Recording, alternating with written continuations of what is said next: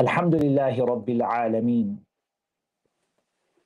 Wassalatu wassalam ala abdillahi wa rasulihi Nabiyyina Muhammad wa ala alihi wa sahbihi ajma'een.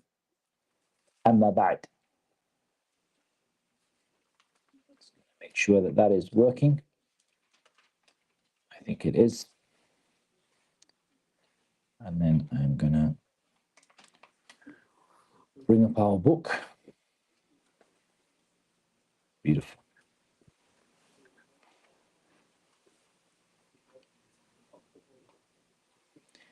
We finished our discussion yesterday speaking about the three types of Tawheed and the links between those types of Tawheed. And today we're going to pick up from where we left off, and we're starting with the fourth bait. It seems okay. That's all right. Looks okay for me on here. Okay, now, when you're doing that, you're knocking it off. Do you want to listen to it first? Yeah. YouTube live. On my side, it looks okay. But we'll do a little test. Alhamdulillahi Rabbil Alameen. Wassalatu wassalam ala abdillahi wa rasulihi Nabiyyina Muhammad. Wa ala alihi wa sahbihi ajma'een. Amma ba'd. This is just a test for the YouTube stream. Yeah, it's okay. All right. So we're going to raise the microphone. That will also help. So we reached the fourth bait out of 65. So we're not doing great in terms of our progress. ونشهد أن الله معبودنا الذي نخصصه بالحب ذلا ونفرده.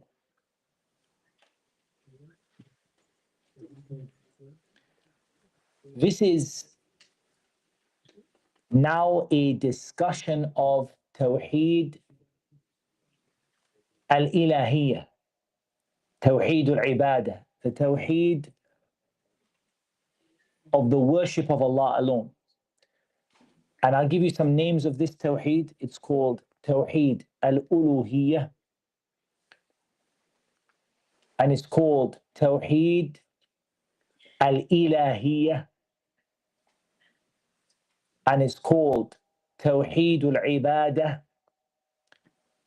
and it's called At-Tawheed al-Amali, the Tawheed of actions, and it's called Tawheed al-Qasdi wa-Talab, the Tawheed of your intention and seeking out. And who is it that you seek through your actions? We bear witness, for the Ikhwan in the back, because, yeah. We bear witness that Allah is our ma'bood. And that is the meaning of La ilaha illallah. وَنَشْهَدُ أَنَّ اللَّهَ مَعْبُودُنَا. We bear witness that Allah is our thing that we worship. And Allah is the object of worship, the one that we worship, subhanahu wa ta'ala. And that is because al-ilah, in the language of the Arab, is al-ma'bud, the one that is worshipped. أَجَعَلْنَا مِن دُونِ الرَّحْمَنِ آلِهَةً يُعْبَدُونَ. Have we made besides the most merciful an ilah that is worshipped? And the meaning of worship, because he's brought you a lot. He's brought you the tafsir of La ilaha illallah, which is what La ma'buda bihaqqin illallah. There is nothing that we worship in truth except Allah. That statement is made up of two parts. La ilaha illallah. The first one denies the worship of anything, and the second one affirms worship only for Allah. And that meaning of La ilaha illallah is found in many ayat of the Quran, including in the statement of Allah Azza wa Jal, فَمَن يَكْفُرْ بِالطَّاغُوتِ وَيُؤْمِن بِاللَّهِ فَقَدْ اسْتَمْسَكَ بِالْعُرْوَةِ الْوُثْقَى لَا انْفِصَامَ لَهَا.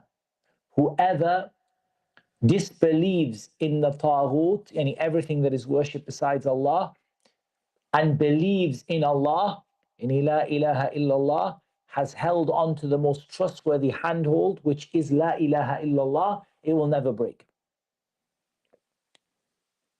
And the meaning here has to be with the understanding of the meaning haqqan or bihaqqin. Because the reality is there are many things that are worshipped in the world today. People worship the sun, the moon, the stars. People worship trees, people worship rocks, people worship graves, people worship people worship prophets, and people worship angels, people worship animals. People worship nature, people worship people worship themselves, people worship money. All of those things are worshipped bil batil, in falsehood. And only the worship of Allah is deserving. And only Allah, because of His names and attributes and actions, is the one that deserves that worship. So we say La ilaha illallah, it means La ma'buda bihaqqin illallah. There is nothing that is worshipped deservedly, except Allah.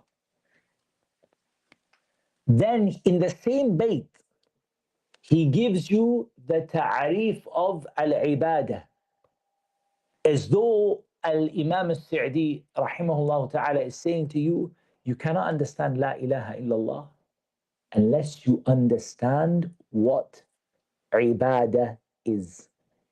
Because you're saying there is no ibadah to anything except Allah, deservedly. Okay? If you don't know what ibadah is, then you can't fulfill that statement, you can't practice it. So he tells you what ibadah is. الَّذِي نُخَصِّصُهُ بِالْحُبِّ ذُلًّا وَنُفْرِدُ.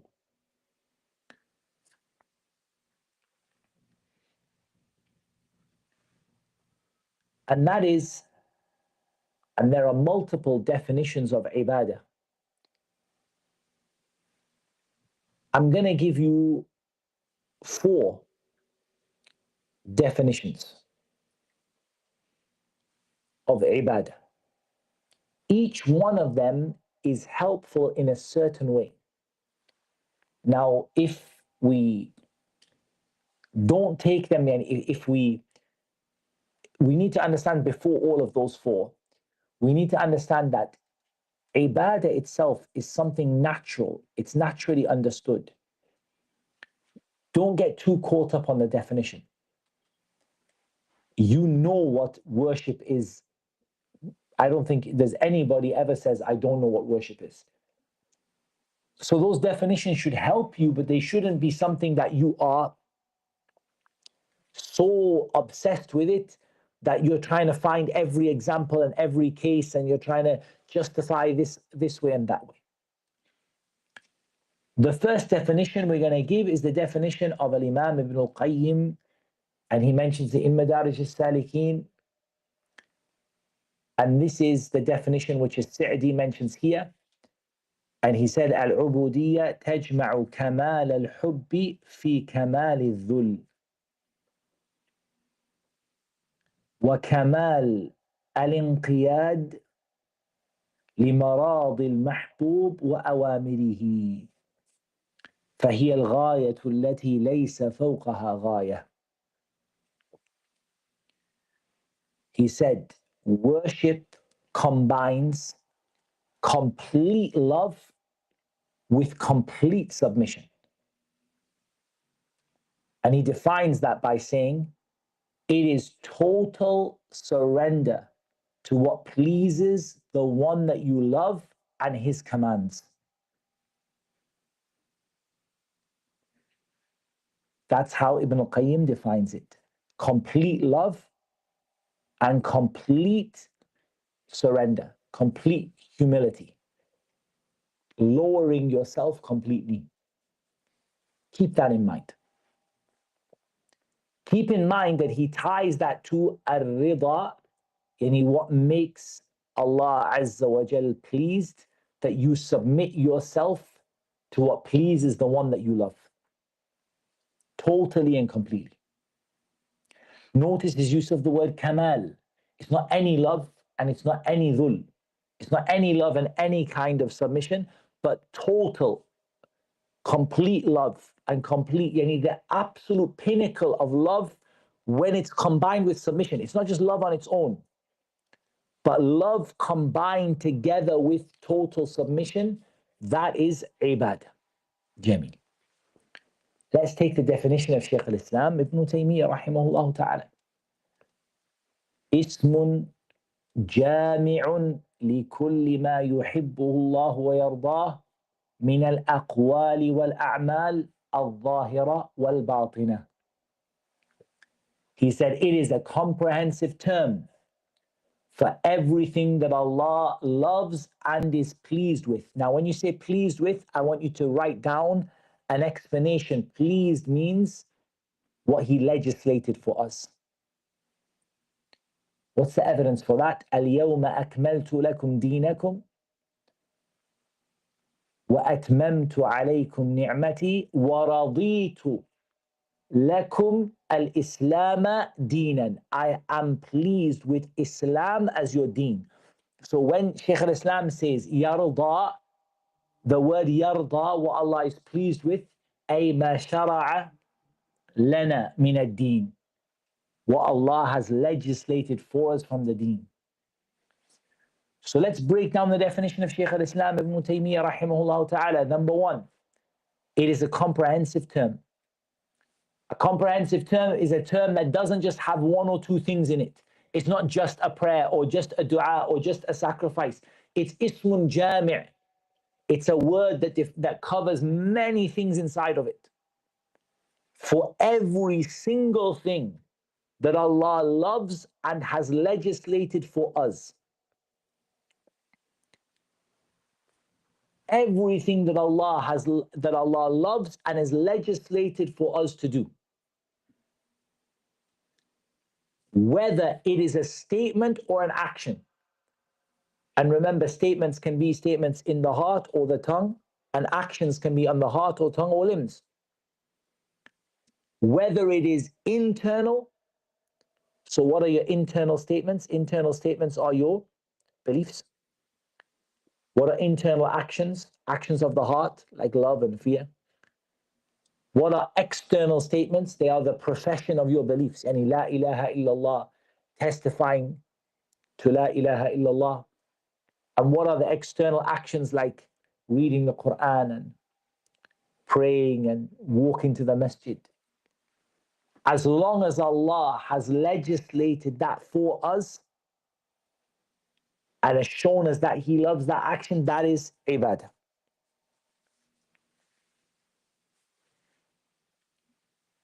Let's take the definition of Al-Allama Abdul Rahman Al-Muallimi rahimahullah ta'ala. Al-Muallimi, the great scholar of his time, one of the great scholars of recent times, probably maybe you would say not as well known by regular people as he should be, because he was one of the great scholars of any of these. When I say recent times, I mean like the last, this reasonably recent time, last 100 years or whatever. He defined it in his book Rafu' al-Ishtibah, where he talks about refuting the false idea of what ibadah is and what an ilah is. And it's a book, he completely destroys the idea that people talk about Allah is just the Lord and the Creator. But he defines it like this: خضوع اختياري يرجى منه نفع غيبي. It is an act of voluntary submission through which a person wishes to achieve an unseen benefit. So let's break it down. It's a voluntary act of submission. And the thing that the person is looking for is something that is only from Allah subhanahu wa ta'ala. And they're looking for something from a benefit which is from the ghaib, Jannah, being saved from the fire and punishment. If they're looking for something from a benefit, they're not looking for just pay me some money. And if you look also at the definition of some of the fuqaha, and it's more than one person mentioned it as a fourth definition, and that is مَا لَا يُعْقَلُ مَعْنَاهُ, that which has an aspect of its meaning that cannot be understood by the intellect. I'll give you an example. Why do you go 7 times around the Kaaba? Why not 6 times? Why not 9 times? Why not 14 times? Why not once? Why not 3 times? Why do you go 7 times around the Kaaba? I'll give another example. When you're making wudu and you break your wudu during the time of your wudu, why do you wash your hands again and your mouth again and your face again? It's got nothing to do with what happened. There's an aspect of ibadah which is purely submission to Allah. It isn't something that is just a logical, like I do a job, I get paid, kind of like, okay, I understand you went to work, you worked 8 hours because you're going to get paid, you got paid. Like it's a completely logical and rational process. Ibadah isn't like that. Ibadah has aspects of things that people do as a demonstration of submission to Allah without having a complete picture of why they do it. And they do it because Allah told them to do it.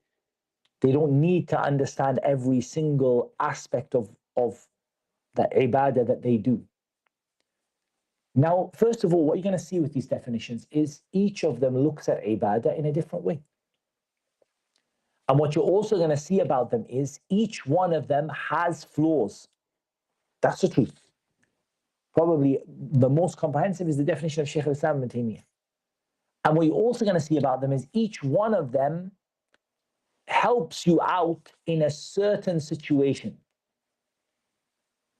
And you're also going to see an overlap between them. For example, Al-Muallimi talks about voluntary submission. Ibn al-Qayyim talks about complete submission. And the fuqaha talk about an act which cannot be explained rationally, which you do out of submission rather than out of logic. All of those have an overlap with them. Ibn al-Qayyim explains that as complete submission to the one that you love. And that also overlaps with the definition of Shaykh al-Islam ibn Taymiyyah, which is a comprehensive term for everything that Allah loves and is pleased with.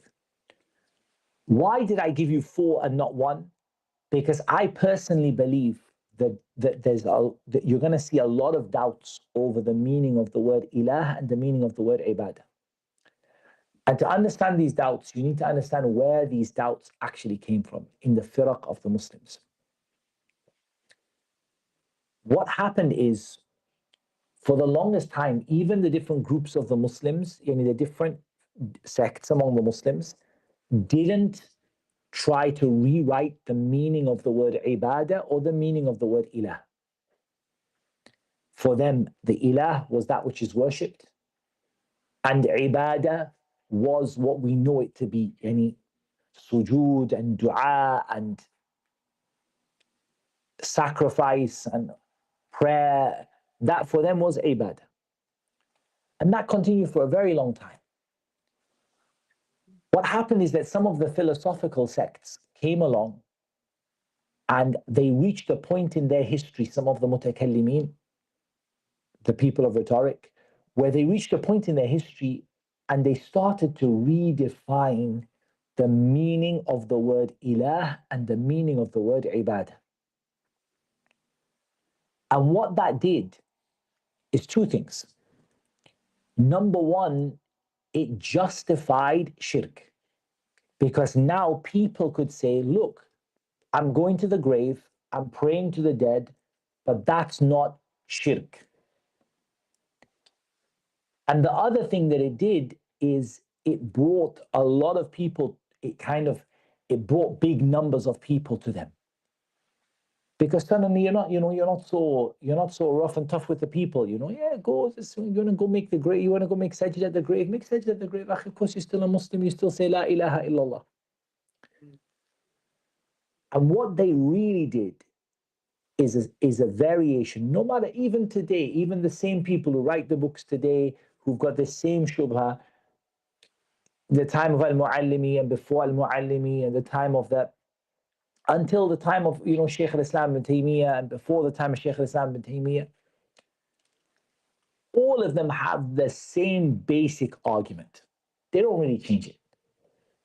That they are going to give a meaning of ilah which is consistent with what? Rububiyyah and not uluhiyyah. Their explanation of ilah is going to be some aspect of rububiyyah. They differ.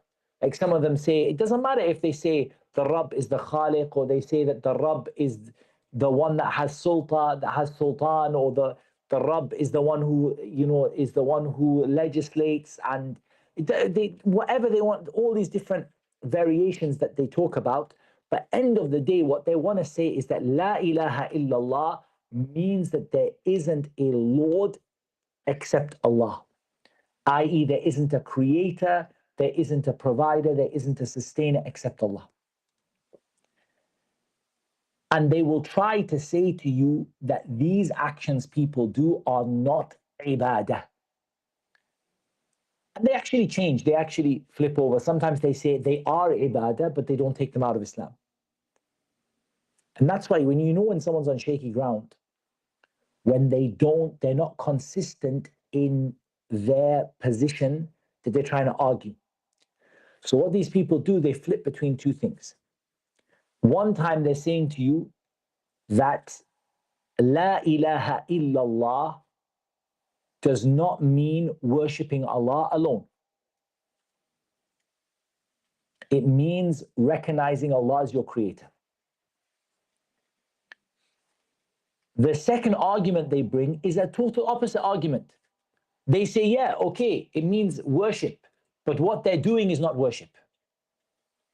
When they sacrifice, when they pray to the grave, when they call upon the dead, when they say, Ya Ali aghithni, or Ali save me, and when they call out, Ya Abdul Qadir al-Madad, or Abdul Qadir help me, that they're not actually worshipping them. And all their arguments revolve around this. They then get into quite sophisticated little side arguments. And sometimes what you can do is you can get lost in them. So you could go down their side arguments and you go along the road with them, and they're arguing about some, they're arguing about some kind of like minor point here and there, and they're bringing you some argument about the word ibadah, and you see his definition doesn't include this, and this definition doesn't include that, and you lose track of what they're actually saying. Say, look, I want to know something. If a person goes to the grave of the Prophet ﷺ and makes sajda and says, "Oh Muhammad, give me Jannah," is that person a Muslim or not a Muslim? Don't talk to me about ta'arif al-ibadah, and you don't talk to me about you trying to not see the wood for the trees. I want to know, are they Muslim or not? And all of them are going to go revolve around the issue. If they believe that Allah is your creator, they are still a Muslim. Either they haven't done ibadah, or either they've done ibadah, but ibadah is not the reason, or is not what separates people in La ilaha illallah. These definitions, all of them will help you in different arguments they put forward. But for us, for Ahl Sunnah, inshallah, definitions are not the end of the road.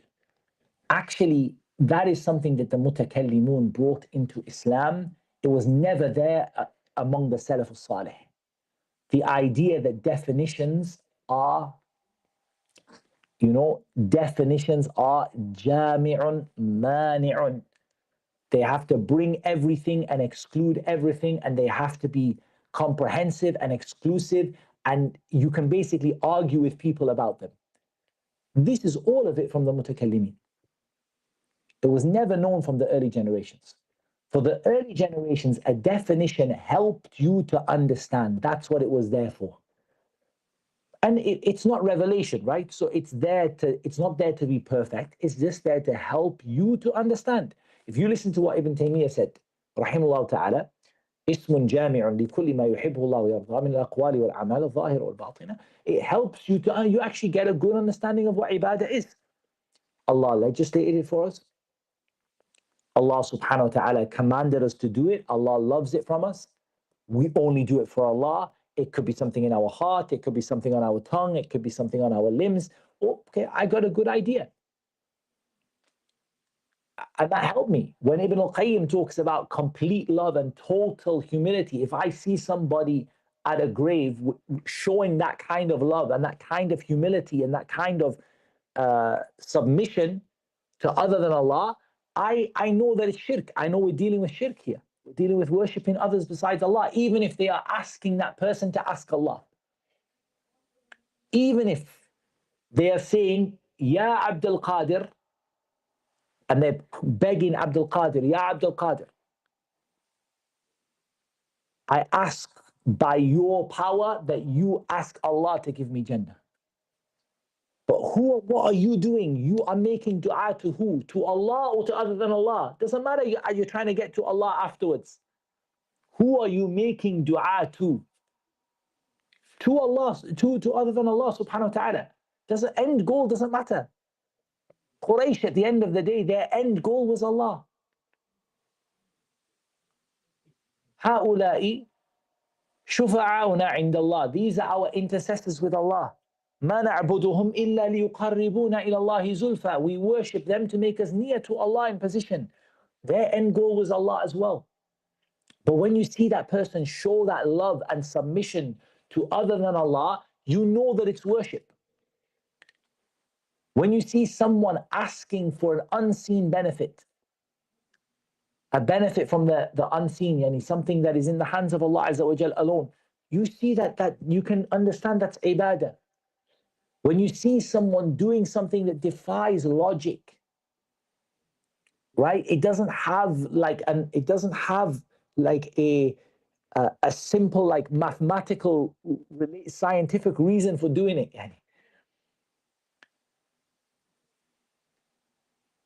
That person is making tawaf of a grave around and around and around.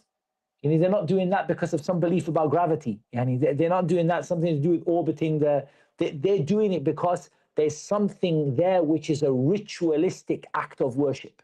So if you see people doing ritualistic things that are not things that are clearly understood, for example, you can see somebody is thirsty, they buy a bottle of water. Okay, I can understand you bought the bottle of water because you're thirsty. That makes sense to me. Why are you going around and around that grave for?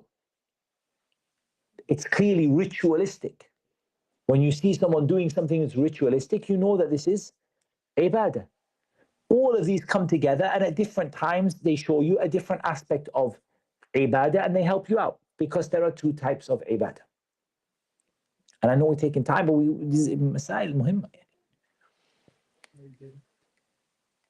So let's talk about the two types of ibadah, because this is from the shubuhat that these people are going to use, and they make it they trick you with this one. This is one of their favorites.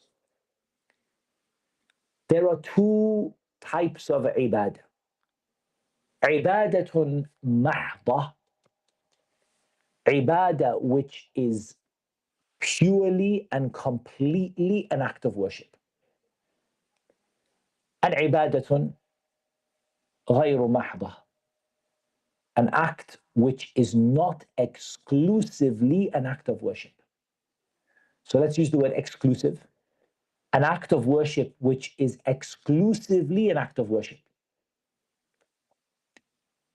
And an action which is not exclusively an act of worship. Now, the actions which are exclusively an act of worship are easy to understand, and it's easy to understand shirk in them as well. Yeah? It's easy to see that a person is committing shirk in them because they can never be anything else. There's no discussion around them. But what about an action which could be an act of worship and could be an action which is a normal action that people do without any worship aspect of worship or ritualistic aspect within it? Let's give an example. Birrul walidain, being good to your parents. Being good to your parents is no doubt, I think all of us agree, it's an act of worship, right? Allah commands it. The definition of Shaykh al-Islam ibn Taymiyyah, it's something Allah commanded and legislated for us. Did Allah not say, وَاعْبُدُوا اللَّهَ وَلَا تُشْرِكُوا بِهِ شَيْئًا وَبِالْوَالِدَيْنِ إِحْسَانًا? Be good to your parents. Do you believe that being good to your parents is going to get you Jannah? Jannah is by being good to your parents. After you worshipping Allah alone, and Jannah comes from being good to your parents. Is it possible that a person is good to their parents without intending to worship Allah? This is where it's possible. Atheists could be good to their parents. Yeah? An atheist could say, well, I think my parents deserve me to be nice to them because, they looked after me when I was small. So I don't believe in a God, I don't believe in a creator, but I do believe that, a person should do good to people that did good to them. So I believe in being good to your parents. What about sacrificing an animal? Isn't it possible that a person would just kill an animal for food with no ritualistic intent, with no worship at all? I mean, it's not going to be halal, of course, but they were hungry and they saw like an animal and they killed the animal for food. These actions can be done in two ways. This specific set of ibadah ghayr mahfa, these are actions that can be done in two ways. They can be done in such a way that is worship. And they can be done in a way that is done through worship. Now, we can't really use the definition of Shaykh al-Islam ibn Taymiyyah here easily because we can't use it easily to tell whether it's worship or not. We know it's an action that can be worship, but how do we know if this person is doing it in a way that is worship or a way that isn't? How do we know the person sacrificed the animal intending worship or the person sacrificed the animal because they were hungry? How do we know? We can't really use the definition of Shaykh al-Islam because the definition of Shaykh al-Islam is it in the Sharia? So it's in the Sharia. But this is something that could be done in the Sharia, and it could be done as something that people just, a person just did out of his customs and habits. But if we go to the definition of Ibn al-Qayyim here, yeah, this can help us. Like, we're going to look at, is this person doing this sacrifice as an act of submission because of love? Not love for the guest, submission, an act of lowering yourself, an act of humility, an act of submitting yourself to the one that you love in total and complete devotion. Is that feeling there, or is the person just like, man, I'm hungry? Or is the person going there and making some words and, spilling the blood and cutting the neck, and it's an act of devotion? Do you see that in them? So that helps us a bit more there. That actually helps us a bit more. Also, it helps us to see that they are doing a voluntary action, seeking a benefit from the unseen. If you say to them, why are you killing that animal? You're killing it because you're hungry, you're killing it because you want Jannah. That's Al-Mu'allimi's definition, right? Mu'allimi says the difference is if you're killing it because you're hungry, that's that. If you're killing it because you want Jannah, then it has to be ibadah. You with me? Because يُرْجَى مِنْهُ نَفْعٌ غَيْبِي. The reason you're killing that animal is nothing to do with an-naf' dunyawi, something in the dunya. It's nothing to do with that. It's to do with a benefit you want in the akhirah. That's why you put the knife on the animal's throat, because you wanted a benefit in the akhirah. Even if you wanted the dunya as well, even if you were hungry as well, no problem. Because I mean, we sacrifice animals because we're hungry. But if your intention had anything to do with the akhirah, or the ghaib, being protected, being kept safe from the things that can't be seen, or Allah's infinite knowledge and power, you wanted something from the ghaib, this is ibadah. What the people who oppose at-tawheed are going to do is try to mix those issues for you. Say, see, look, don't you believe a person can just sacrifice an animal for food? Okay. So you see, when that person went to the grave and sacrificed the animal, they were just sacrificing the animal for food. We say the problem is this: if you wanted to eat, you would just presumably sacrifice your animal wherever you found it, near to the restaurant, near to the cooker as possible, so you could get it, you can get the grill going. As soon as you go to that grave, you only go to that grave with that animal because you want something from the unseen. That's the reason you go to that grave with that animal, because you wanted something from the unseen. Therefore, this is ibadah.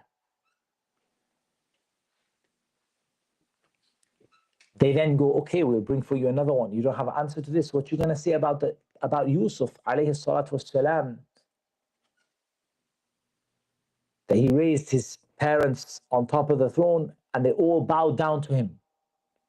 وَخَرُّوا لَهُ سُجَّدًا. They all bowed down to him. You guys keep telling us sujood is an ibadah. You keep saying to us sujood is ibadah, sujood is ibadah. I'm just bowing at the grave the way that the family of Yusuf bowed to Yusuf. They respected Yusuf, so they bowed to Yusuf, and that wasn't shirk, and what I'm doing is not shirk. Let's apply these definitions. First of all, is sujood in itself something that can be an ibadah? No doubt.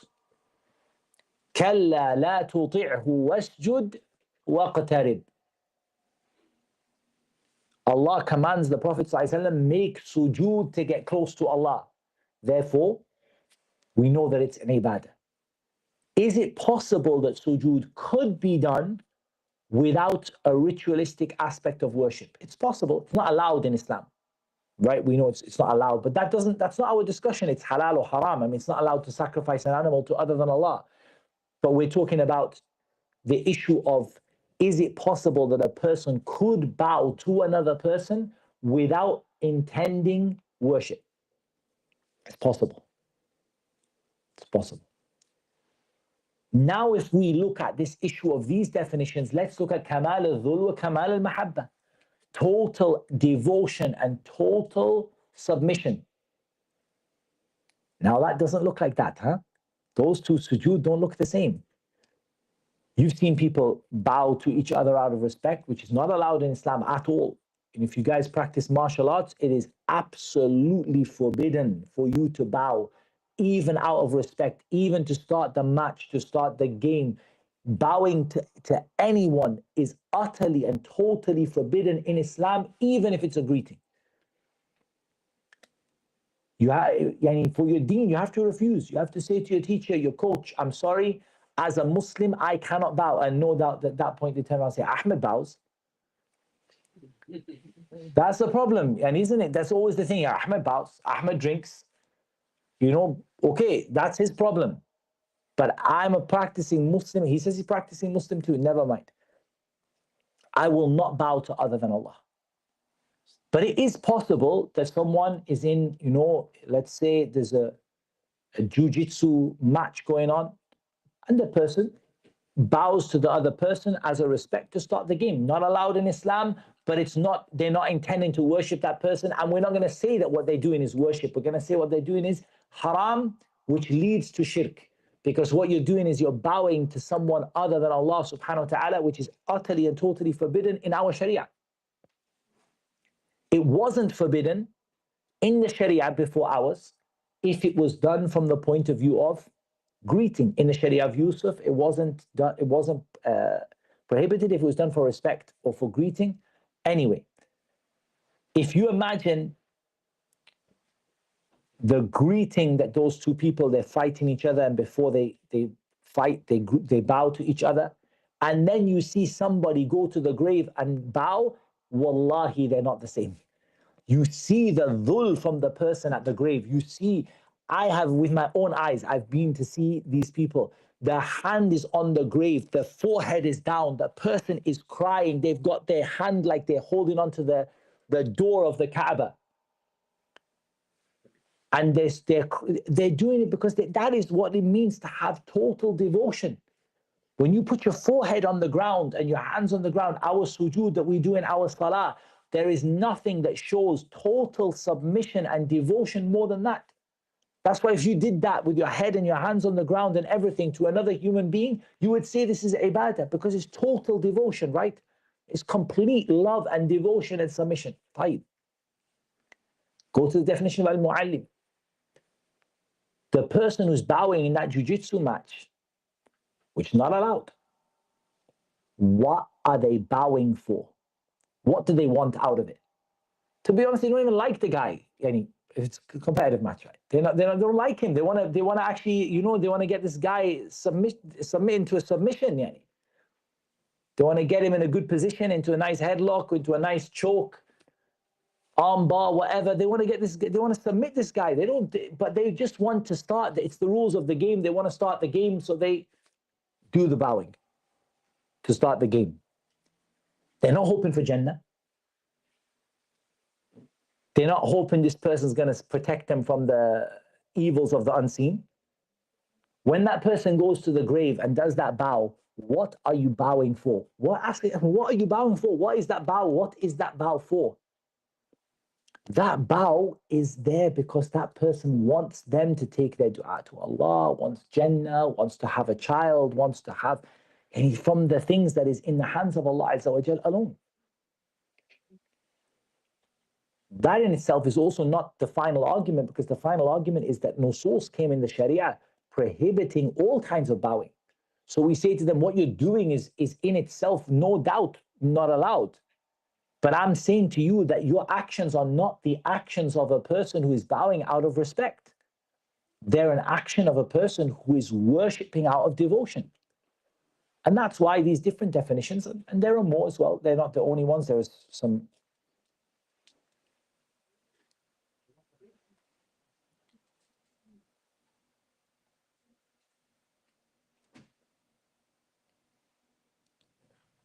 Other definitions as well. But I just wanted to give you an idea about how people will use these, these aspects to try to show you what is the end result they want to show you. In the end, all they want to do is to say to you that all of these actions don't take people outside of Islam. And then they differ among themselves. Some of them say, look, it's haram, but it doesn't make you kafir. You see, you guys are making takfir of the Muslims now. You're trying to take the people of the Qibla away from Islam. And they say, but we believe it's haram what they're doing, but it's not. And then others will say, no, it's not haram. And they'll differ among themselves. But the end result is what they want to do is justify a shirk. And there's a whole new angle to that, which is that just to look at the people the Prophet ﷺ was sent to, that Allah Azza wa Jal said about them, قُلْ يَا أَيُّهَا الْكَافِرُونَ لَا أَعْبُدُ مَا تَعْبُدُونَ. Say, O disbelievers, I do not worship what you worship. Those people, what was their belief?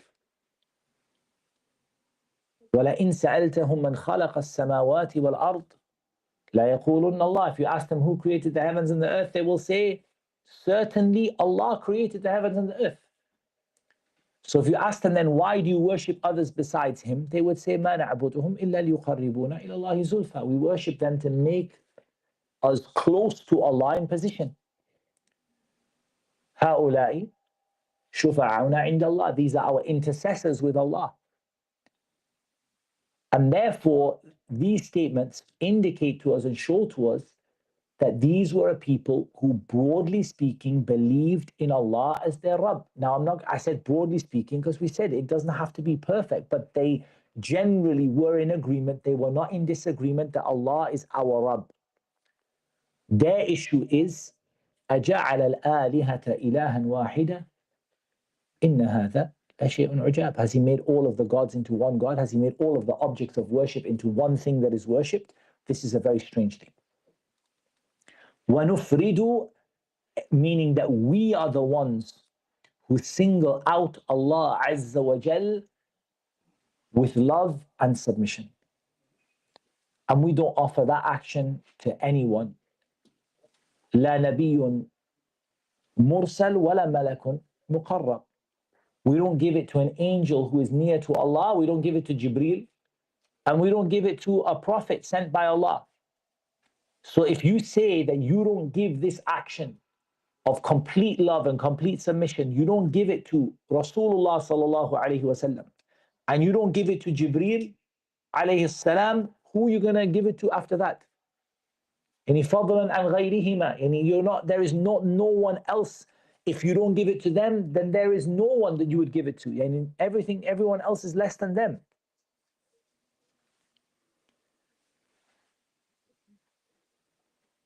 So we single out Allah subhanahu wa ta'ala in every single act of worship.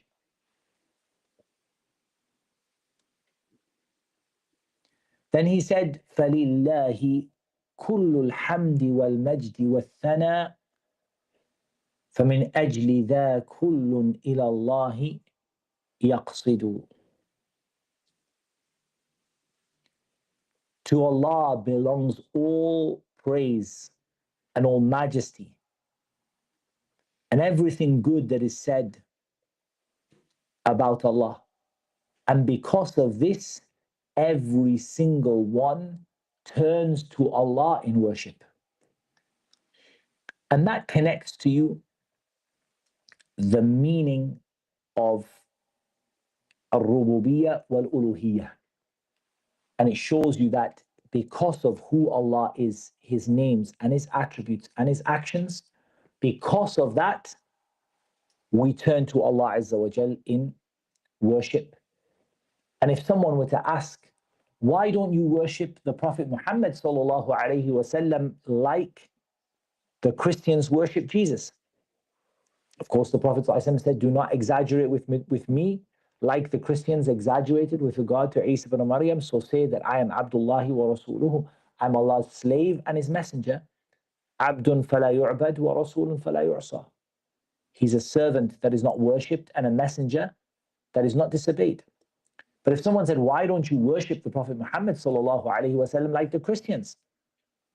Then we're going to give the answer that the Prophet Muhammad sallallahu alaihi wasallam does not have the names of Allah or the attributes of Allah or the actions of Allah. As a simple example, Allah subhanahu wa ta'ala said, إِنَّكَ لَا تَهْدِي مَنْ أَحْبَبْتَ وَلَكِنَّ اللَّهَ يَهْدِي مَنْ يَشَاءُ. You, O Muhammad, do not guide who you will, but Allah guides whoever He wills. So if you're not able to guide, and guidance is in the hands of Allah alone, then I'm not going to offer any action of worship. But if you're able to guide as a messenger, as a teacher, then I'm going to follow. And so that's the point. The point is that Allah's names and attributes and actions are what make Him deserving of worship alone and with no partner, and no one, not Jibreel alayhi salam, and not the Prophet Muhammad sallallahu alayhi wasallam, and not Isa alayhi salam, or anyone else has those names or attributes or actions. And that's why one of the strangest things that we see in the later times is actually people giving those names and attributes and actions to other than Allah. Because Quraysh never, Quraysh did not have this idea that other than Allah created the world or other than Allah controls the universe. That was never their thing. They never believed that. However, this is what we see among people today. Whether it's the Rafidah, with their idea that their Imams control the heavens and the earth and that their Imams know everything that happens in the world. Or whether it's some of the Sufiya who say the Prophet ﷺ is hadirun wa nadir, and he's present in every place and sees everything. Abu Jahl would have said, A'udhu billahi mink. He would never have taken that belief. For how can you be a person whose belief in Allah is less than Abu Jahl?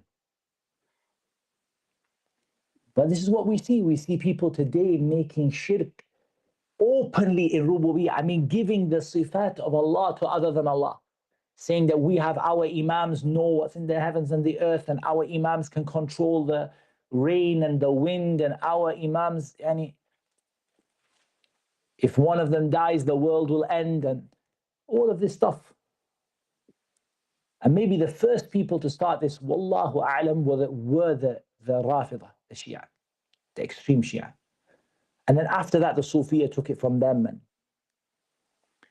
they were one of the first people to start that.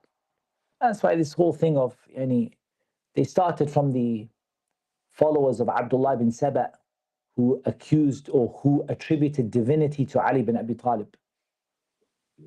They said, you're him. Who? He said, you're Allah. And they believe they started that, and they were not Muslims. They were not from Firaq al-Muslimin aslan. They're Zanadiqa. But they started this Firaq of Abdullah bin Saba, Saba'iyya, of this idea that Ali is divine, radiallahu anhu, that he is Allah walking on the earth. And then after that, they were never even close to the Muslims. They were munafiqeen, and they were, Zanadiqa and everything. And then later on, the Rafidah, when they split from the Zaydiyya and they became more and more extreme, they started to adopt some of those beliefs. And that's why the poet said about them, about the two groups with regard to Ali radiallahu anh, إحداهما لا ترتضيه خليفة وتنصه الأخرى إلها ثاني. One of them is not happy for him to be the Khalifa, the Nasiba, and the other one thinks he's a God besides Allah. And then after that, the Sufiya and the others, the extreme Sufiya, not the extreme ones, they took it from them and they started to say that they have just some weird stuff. They have even more. Sometimes you think, wallahi, how do people even justify this? So this, they have Al-Ghawth, and he's the one guy who lives in Mecca, and basically he controls the whole world. And he has a guy on his right and a guy on his left. The guy on the right controls the seen world, the world of the seen, and the guy on the left controls the unseen world. And then they have 4 deputies, one in the north and one in the south and one in the east and one in the west. And some of them, they call them Aqtab, or they call them some other names like that. And basically they have, when one of them goes away, the world would end, so they have another one who takes his place. And then they have, after that, they have the 40 of some other thing, like the 40, some other class, level. And each one of them, if one of them dies, the world will end, and they have a control of a portion of the earth. And who really believes that? And how can that be possibly compatible with Islam? And the ajib thing is, we say again that, look, you can say this is extreme example. It is extreme example. But why is it that the moderate Sufiya don't call this out for what it is? Why don't they say this is kufr, this is shirk? Why do they say that you don't understand ahwal al-awliya? You just don't understand the awliya. It's true, it sounds like kufr to us, but it's not, it's iman. That's why you see them, they're actually batiniya. They actually believe in hidden messages and hidden signs and hidden meanings for things. Because that's when you say, how can you possibly justify the belief that there is a man on this earth living in Makkah that controls the universe. How? You don't talk. You don't understand the awliya. You don't know what you don't know about Iman. You don't know where's the awliya. But akhi, this is kufr. It seems like kufr to you because you don't have proper Iman. But if you had proper Iman, you would know. That's why the extreme ones among them said, there's nothing inside my cloak except Allah. I prostrate to myself. That's extreme. That's the most extreme from them. Hallaj and Ben Arabi and all of these. This whole thing, there's nobody in my turban except Allah. I bow to myself. I make sajda to myself. I say, Subhani, Subhani, glory be to me, glory be to me. I've got a problem. I want to know why the moderate ones among them don't call this kufr. This is ahwal al-awliya. Anta la tad. You don't know. This is ahwal al-awliya. They live in a different dimension. You can't understand them. You have not reached. If you had reached a level of dhikr and iman, you would be able to see into their world and understand. But you just can't. So you just have to be quiet because you shouldn't talk about it. Because this is ahwal al-awliya. It's ahwal al-shayateen. Ahwal al-awliya. So a person, you should thank Allah, wallahi, for the blessing of the sunnah, because if you see what some people believe, you'll be shocked. And the Rafidah before them, the stories they have, I can't keep a straight face. You cannot keep a straight face on the stories they have. You know what, I'll give you one, just to show you, this is a genuine, authentic story of the Shia. It's not authentic, because they are akdab an-nas, they lie about everything. This is, in their terms, authentic. So they tell a story of something that really happened with Ali ibn Abi Talib, which is that Ali ibn Abi Talib was fighting one day.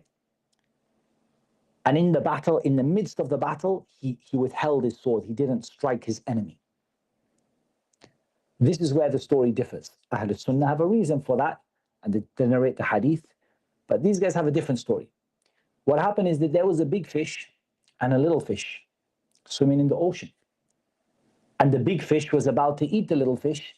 So the little fish cried out, Ya Ali al-Madad, or Ali, save me. So Ali was about to hit him with a sword, but he didn't. The disbeliever, he threw his sword, which flew across the world. And while it's flying across the world, it goes right into the big fish and it kills him. And then it comes back to him and he continues doing what he's doing. Wallahi, thank Allah for the ni'mah of the sunnah. It's so strange what people will believe if you... And not stupid people, people, educated people who've been to universities and studied extensively, and Subhanallah. So the point is that why this is so strange is attributing rububiyyah to other than Allah was not done in the past. People just didn't do that. Like Abu Jahl and Abu Lahab and Quraysh, they never had this idea that there is another creator or another person holding up the universe. For them it was that Allah is the creator, Allah is the one who controls the universe, Allah subhanahu wa ta'ala is the one that is in his hands life and death. But they saw the idols as a way to reach Allah or get near to Allah. And then the Shaykh, he mentions, rahimahullah ta'ala,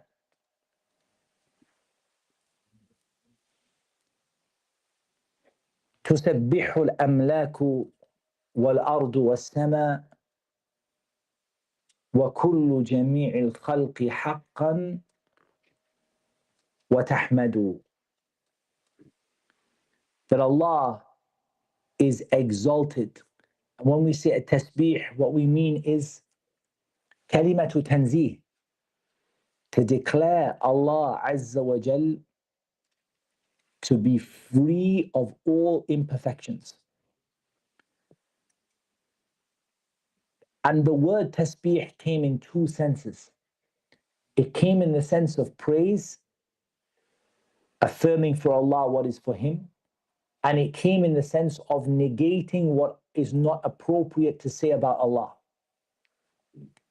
So can we give an example of negating what is not appropriate to say about Allah? وَقَالُوا اتَّخَذَ اللَّهُ وَلَدًا سُبْحَانَهُ. They say that Allah has taken a son. Subhanallah. That came in the context of negating and cancelling out something which is inappropriate to say about Allah subhanahu wa ta'ala. And then it came in a positive sense, affirming for Allah what He deserves. Like the statement of Allah Azza wa Jal, سَبِّحِ اسْمَ رَبِّكَ الْأَعْلَى. Glorify, exalt the praise of your Lord, the Most High. This didn't come in response to a bad statement. This came affirming the meaning of Allah's names and attributes. And that's why the tasbih of Ahl Sunnah is different to the tasbih of the Jahmiyyah. The tasbih of the Jahmiyyah is to say He's not here and He's not there and He's not up and He's not down and He's not inside and He's not outside and He doesn't see and He doesn't hear and He doesn't know. And they think that's tasbih. To deny everything about Allah except that He exists. Or to deny everything about Allah except 3 attributes or 5 attributes or 7 attributes or 8 attributes. They think that that is tasbih. But Allah subhanahu wa ta'ala said, فَسَبِّحْ بِحَمْدِ رَبِّكَ. And this is a refutation of the belief of the Jahmiyyah.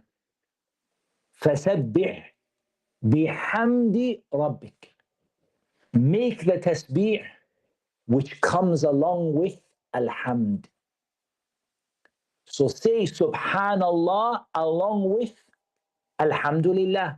And what is Alhamdulillah about? It's about Allah's names and attributes and actions, right? Alhamdulillahi Rabbil Alameen. So Allah is praised for His names and attributes and actions. And so when Allah said, فَسَبِّحْ بِحَمْدِ رَبِّكَ, it came with negating what is wrong and affirming what is right. So negating what is wrong, لَا تَأْخُذُهُ سِنَةٌ وَلَا نَوْمٌ, and affirming what is right. الْحَيُّ الْقَيُّومُ لَهُ مَا فِي السَّمَاوَاتِ وَمَا فِي الْأَرْضِ.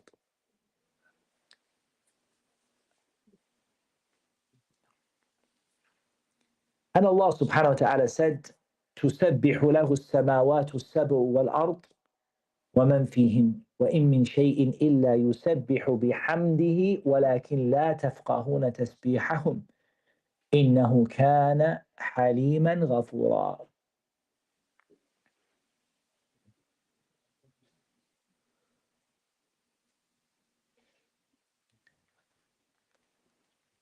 Everything in the heavens and the earth,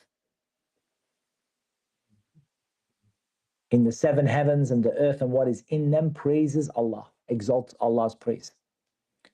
And there is nothing except that it exalts the praise of Allah, but you do not understand the tasbih that they make. Indeed, Allah is Halim and Allah is Ghafoor. The reality of this ayah, is that this ayah actually tells us that these things actually, literally make tasbih. And that's the stronger view. That's the correct view. It's not the view that it's like a metaphorical. They actually make tasbih. But each one of them makes tasbih in a way that's appropriate to its creation, that is suited to its creation. So whether that be any the thunder or the sky, or everything makes tasbih, but in a way that is appropriate to the way that Allah has created it.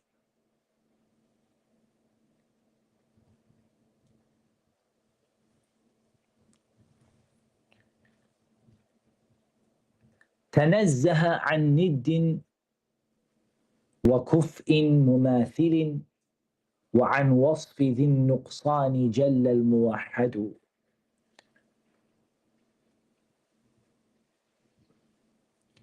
We'll finish with this one for tonight, inshallah.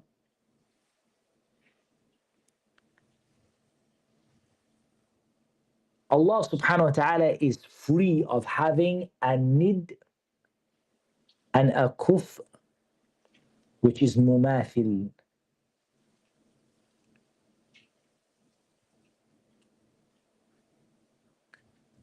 Now, as for the word nid, it came in the ayah, فَلَا تَجْعَلُوا لِلَّهِ أَنْدَادًا وَأَنْتُمْ تَعْلَمُونَ.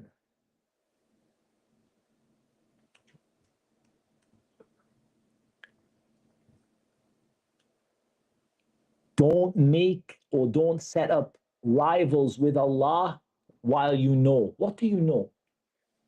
While you know what is mentioned in the beginning of the ayah. الذي جعل لكم الأرض فراشا والسماء بناء وأنزل من السماء ماء فأخرج به من الثمرات رزقا لكم فلا تجعلوا لله أندادا وأنتم تعلمون. The one who made the earth as a bed and the sky as a canopy and sent down rain from the sky and brought out fruits for you. Don't set up a rival to Allah when you know that it is Allah that does these things and nobody else. That it is Allah that is deserving of worship and nobody else. And by the way, that is the first prohibition that came in the Quran, in the order of the Quran, right? There's a long discussion about from the scholars about the order of the Mus'haf, and that's no problem, yani. But in terms of the Mus'haf that we have, in the order that was chosen, the first command, the first prohibition that came, فَلَا تَجْعَلُوا لِلَّهِ أَنْدَادًا وَأَنْتُمْ تَعْلَمُونَ. Don't make a rival, a partner with Allah while you know. And the first command, يَا أَيُّهَا النَّاسُ اعْبُدُوا رَبَّكُمْ. O people, worship your Lord. Look at the connection between al-uluhiyyah, wal-rububiyyah, wal-asma wal-sifat in one ayah. يَا أَيُّهَا النَّاسُ اعْبُدُوا رَبَّكُمْ الَّذِي خَلَقَكُمْ وَالَّذِينَ مِنْ قَبْلِكُمْ لَعَلَّكُمْ تَتَّقُونَ. All three types of tawheed. اعْبُدُوا توحيد العبادة. ربكم توحيد الربوبية. and الأسماء والصفات also, it says اسم لله عز وجل الذي خلقكم. It's a صفة لله سبحانه وتعالى, صفة الخلق, that Allah is the creator. But like I said, this is like a حقيقة شرعية. You can't deny its existence, is everywhere. So Allah Azza wa Jal used that word nid, and the plural is andad. And the Prophet ﷺ also used it. He was asked about the greatest sin a person can do, that you make a nid, and تَجْعَلَ لِلَّهِ نِدًّا, that you make a nid with Allah. وَهُوَ خَلَقَكَ, and Allah is the one who created you. And that nid comes with a similar meaning to the meaning of al-kufr.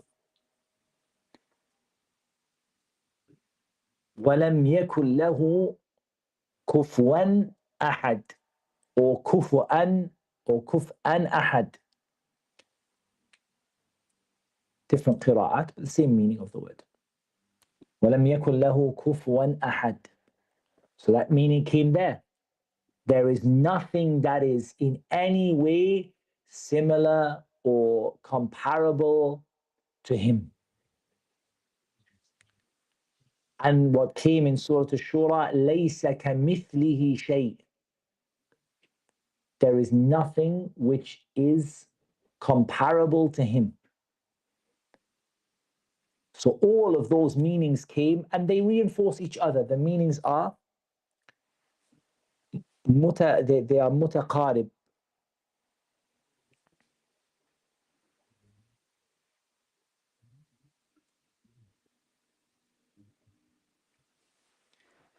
And this means to declare Allah free of anyone having or anyone being a partner with him in anything which is from his unique qualities and rights. That's the end result of what we're talking about. That Allah is free of anyone being a partner with him in anything which is from his unique qualities or unique rights.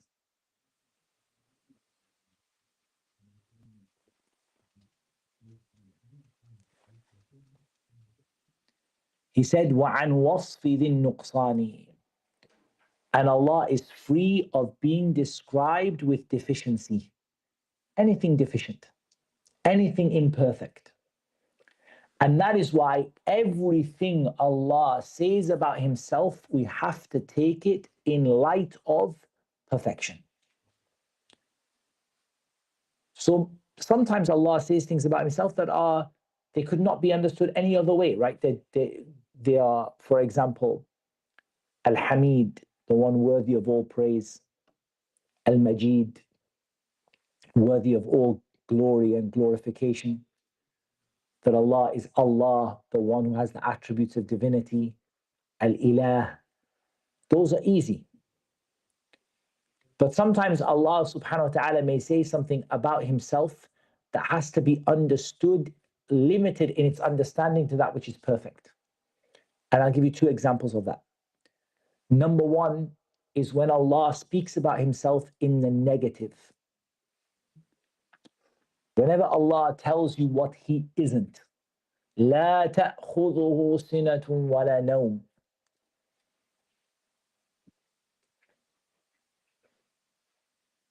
ولا يظلم ربك أحدا. No one is oppressed by Allah. In order to speak about Allah without nuqsan, without attributing anything deficient to Him, what you have to do is you have to affirm the perfect opposite. So you have to say that Allah is, if Allah says He doesn't oppress, that means He's perfectly just. If Allah says He's not affected by slumber or sleep, that means He has the perfect living, and He's Al-Hayy, the ever living, the one who is ever living. If you say that Allah subhanahu wa ta'ala, وَمَا كَانَ رَبُّكَ نَسِيًّا, your Lord does not forget, then Allah subhanahu wa ta'ala has perfect knowledge. So to speak about Allah in the negative, you must affirm the perfect opposite. And the second thing is, if there's a sentence said about Allah which could be understood in two ways, one of them perfect and one of them imperfect, it can only be taken in the way that is perfect. Like the statement of Allah Azza wa Jal, وَمَكَرُوا وَمَكَرَ اللَّهُ وَاللَّهُ خَيْرُ الْمَاكِرِينَ. They plot and Allah plots. And Allah is the best of those who plot. Now, plotting is not something which is universally perfect. If you describe someone as being a plotter or a schemer, it could be understood negatively. But we can't understand about Allah anything other than perfection. So we have to say that the plotting which is mentioned here is perfection. In other words, it is that whenever His enemies make a plot, He defeats their plot and He turns their plot against them. They don't realize that Allah has made a plan for them. When they think that they're able to defeat Allah, Allah defeats them. And that is perfect, right? That's perfect. But the general term itself might not be perfect in every aspect that it's mentioned. So we remove the things that are not perfect and we say about Allah only what is perfect from that meaning that is given. And that's why it's not Allah's name to say Al-Makir, the plotter, because that would mean universally, right? Al-Hamid, every type of praise. Al-Makir would be every type of plot. But we don't affirm every type of plot for Allah, because not every type of plotting and scheming is perfect. Rather, we affirm that He is Al-Qahir, the one who is subjugating His slaves and in control of them and in power over them. And whatever the enemies of Allah do to make a plot, Allah will turn their plot against them. So we don't call Him the plotter, but we say He plots a perfect plot. إِنَّهُمْ يَكِيدُونَ كَيْدًا وَأَكِيدُ كَيْدًا. They're plotting a plot, and I'm plotting a plot. فَمَهِّلِ الْكَافِرِينَ أَمْهِلْهُمْ رُوَيْدًا. Give them a little bit of a break. Go slowly with the kafirin and give them a little bit of a break. Soon they're going to see how all of their plots are going to fall apart from the plot of Allah. And that's perfect. Does that make sense? Good. Also, a third one is we don't describe Allah with names that have no perfection in them at all. For example, the names that don't contain attributes. For example, the statement of Allah Azza wa Jalla in the Hadith Qudusi, لا تسبوا الدهر وأنا الدهر أقلب الليل والنهار. Don't curse time, I am time. I turn the night into the day. The word I am time is not a name of Allah Azza wa Jalla, because it doesn't contain that perfect attribute in it. It's I don't know what you call it in English grammar. I don't know what the English grammar term for it is, but it's like a word that doesn't have within it a beautiful attribute that's applied. It's a concept. I have no idea what the English word is. I'll look it up for next time, inshallah. So that isn't a name of Allah. Rather, it is what Allah said, أُقَلِّبُ اللَّيْلَ وَالنَّهَارِ. I am the one that turns the night into the day. So when you curse time, you're cursing the one who controls time. That's what the meaning of it is. But we don't say it's a name of Allah, because if we said it was a name of Allah, we'd be attributing imperfection to Allah. Is that then a reason to say that Allah doesn't hear and see, like the Jahmiyyah said? It's not correct, right? They thought they were doing, that's why I said the tasbih of the Jahmiyyah is to deny everything, it's atheism. And they think that they're doing good by Allah by doing that. They think that we're respecting Allah by saying Allah doesn't hear and Allah doesn't see and Allah doesn't, because they think that's a respect for Allah. That's a tasbih. But actually, as long as you say that Allah hears and His hearing is not like our hearing, and He sees and His sight is not like our sight, then there is no, you have not attributed a nid or a kufr or a mithl to Allah subhanahu wa ta'ala. And the evidence for that is what? لَيْسَ كَمِثْلِهِ شَيْءٌ وَهُوَ السَّمِيعُ الْبَصِيرُ. There is nothing like Him, and yet He is the all-hearing and the all-seeing. So Allah affirmed that He hears everything, and Allah affirmed that He sees everything, and Allah affirmed there's nothing like Him. So His hearing is not like our hearing, and His sight is not like our sight. Jameen. That is a good place for us to stop. Now, there's a couple of things that I sort of want to point out. The first one is that we are obviously like way behind where we want to be, but I feel like these issues have to be explained really well, and I think that's more important. What I usually do when these things happen is I will finish it off for you on a live stream, inshallah, like on a like later on, we'll make some time later next month. Then we're going to finish. We've got another session to go again. But if we get halfway, let's just say we get to halfway, or we get to like a third of the point, then inshallah ta'ala we'll make a commitment to finish it, like by a live stream that we'll schedule it, and we'll tell everyone about it. We'll send out a notice, and we'll finish it bit by bit. Because to be honest, the masail of aqeedah are very, very important.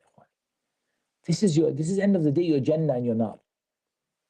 You know, at the end of the day, Sahih, sins matter, and a person makes mistakes, and a person does good deeds, but ultimately, if you didn't come to Allah with tawheed, you didn't come to Allah with anything. Your salah doesn't count, and your fasting doesn't count. And وَلَقَدْ أُوحِيَ إِلَيْكَ وَإِلَى الَّذِينَ مِنْ قَبْلِكَ لَإِنْ أَشْرَكْتَ لَيَحْبَطَنَّ عَمَلُكَ وَلَتَكُونَنَّ مِنَ الْخَاسِرِينَ بَلِ اللَّهَ فَاعْبُدْ وَكُنْ مِنَ الشَّاكِرِينَ. Allah said that we certainly revealed to you, O Muhammad sallallahu alayhi wasallam, that if you had made a partner with Allah, we would have destroyed all of your deeds, and you would have been from the losers. So worship Allah alone and be from those who are grateful. That's what the end result is. If you made a partner with Allah, Allah will destroy everything you did, your salah, your sawm, your prophethood, everything is gone. And if the prophets are told that your prophethood will go by shirk, what do we have? So this is your deen. This is what matters. This is what you're going to be held. And look at the hadith of Mu'adh. When the Prophet ﷺ said to him, Ya Mu'adh, tadri ma haqqullahi ala al-ibad wa ma haqqul ibadi ala Allah. Do you know Allah's right is over the servant and the servant's right is over Allah? قال قلت الله ورسوله أعلم. He said, Allah and His Messenger know best. By the way, that's not equating the messenger to Allah. It's very important. Allah and His Messenger know best is a statement you say after revelation has been given to the Prophet ﷺ, meaning Allah knows best because He knows everything, and the Messenger has been given revelation from Allah, and therefore he knows best because of the revelation that he's been given by Allah. He said, حَقُّ اللَّهِ عَلَى الْعِبَادِ أَن يَعْبُدُوهُ وَلَا يُشْرِكُوا بِهِ شَيْئًا. The right of the servants over Allah is to worship Him and not make any partner with Him. وَحَقُّ الْعِبَادِ عَلَى اللَّهِ أَن لَا يُعَذِّبَ مَن لَا يُشْرِكُ بِهِ شَيْئًا. And the right of the servants over Allah is Allah will not punish someone who doesn't make a partner with Him. Subhanallah, this whole the issue of the akhirah, Jannah, Nar, everything comes into knowing Allah's oneness. الله الذي خلق سبع سماوات ومن الأرض مثلهن يتنزل الأمر بينهن لتعلموا أن الله على كل شيء قدير وأن الله قد أحاط بكل شيء علما. Allah created the universe, the heavens and the earth for you to know Him. So if we get this right, it'll have a huge impact on your iman, and ultimately it is the reason people go to Jannah or Jahannam. So that's why it's important. That's why we take a little bit of time to understand these issues properly, inshallah. And then bi'idhnillahi ta'ala, as we go through, it'll get easier. Maybe we can get to halfway, and we can finish the rest, inshallah. But rather, everybody to understand it properly, inshallah ta'ala. We stop there. We are going to leave time on the last session for the questions. We've still got the Slido open. I'm just going to bring it out. So the slide, okay, it went away. I'll bring it again, so I can tell you the code. So the code for these questions is to go to Slido, which is a website for asking questions, like posting your questions in the dars, and to put in the code 304-8740. 304-8740. One more time, 304-8740. And if you didn't catch it, you can get it off someone else, inshallah. And right now, how many we have? We have only 9 questions so far. 9 questions. So if you have more, you can ask. And on the world of the jinn, let's see. Usually we have more. 34 questions we have on the world of the jinn. But once we open it for the akhawat, the sisters and everything, you're going to see it's going to go, yeah, inshallah. But I like it because it gives people a chance to think about their question and maybe the question they had in the dars, and they can't ask it, they can't interrupt the class, but they just can write it on there and then it will come. And then people can vote, by the way. You can vote for your preferred question. You can upvote the questions. Like if you like somebody's question, you can click on it and give them a vote. So like then you can see how many questions are high priority and low priority. But I don't look at the votes that much. I look more at the questions that I like. And it gives me time to research them as well. I like that. If there's a question needs research, I can see it tomorrow morning, can do some research on it, and then can bring it for you, inshallah. So we're gonna stop there, inshallah ta'ala. We're gonna just watch the live stream, inshallah ta'ala. And we'll close it off there. That's what Allah Azza wa Jal made easy for me to mention. And Allah Azza wa Jal knows best. Wassalatu wassalam ala nabiyyina Muhammad wa ala alihi wa sahbihi ajma'in.